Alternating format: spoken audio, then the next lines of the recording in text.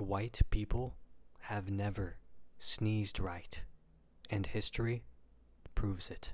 There are natural, healthy ways to sneeze, and then there's European ways to sneeze, rooted not in biology, but in centuries of shame, superstition, and public etiquette manuals written by men with powdered scalps and undiagnosed scurvy. While the rest of the world treated sneezing as a bodily function or even a spiritual moment, white societies built an entire culture of fear around it.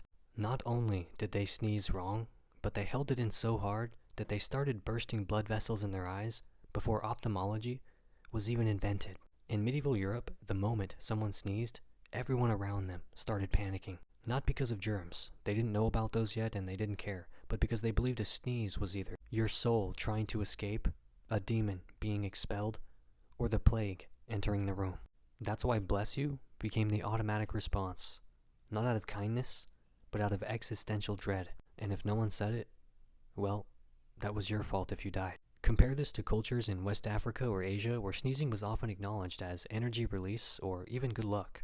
Meanwhile, a sneeze in medieval England was a death omen, followed by days of side eyes and garlic necklaces. Fast forward to the 17th and 18th centuries, and somehow men who couldn't bathe more than once a month felt confident telling you how to sneeze in public. You had to suppress the sound, muffle it with a scented cloth, bow slightly, and most importantly, make sure it didn't disrupt anyone's pudding.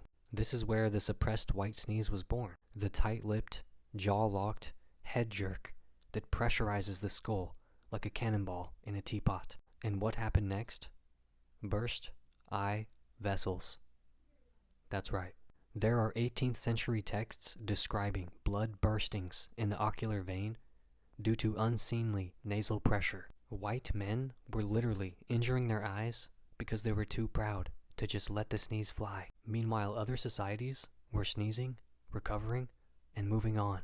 Europeans sneezed once and then wrote 40 pages about it in a journal. By the 1800s, sneezing had become a full-blown etiquette disaster. In Victorian England, sneezing in mixed company was considered vulgar. Blowing your nose after a sneeze was distasteful. And God forbid you sneezed more than once.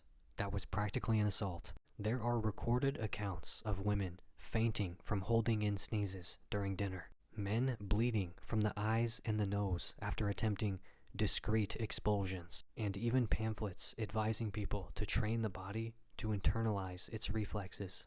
Yes, they literally tried to train the body out of sneezing. That's how deep the dysfunction ran. And they passed that down generation after generation, all the way to today's apologetic sneezer, who blows out a sinus cavity in a conference room, then whispers, "Excuse me," while their left eye hemorrhages quietly. To this day, they suppress it and cause facial trauma. They overdo it and expect a standing ovation. They sneeze into their hands and then touch doorknobs. Or they treat tissues like heirlooms, folding them, pocketing them, and then reusing them like sacred scrolls of mucus. And worst of all, some still panic when no one says "bless you," as if their soul might slip out and hit the floor. Meanwhile, the rest of the world is sneezing with dignity, airflow, and no risk of orbital hemorrhage. White people have never sneezed right. They feared it, ritualized it, and suppressed it until they bled from the eyes. They invented whole etiquette systems just to avoid letting air leave their face naturally. They damaged their own ocular health over a sound they didn't want anyone else to hear. And they're still confused about whether sneezing means "excuse me" or "call the priest." So next time you see someone sneezing like their brain is trying to escape through their cheekbone, ask them this. If white people are so advanced, why have they been giving themselves micro strokes over a nose tickle for 1,000 years? Cope.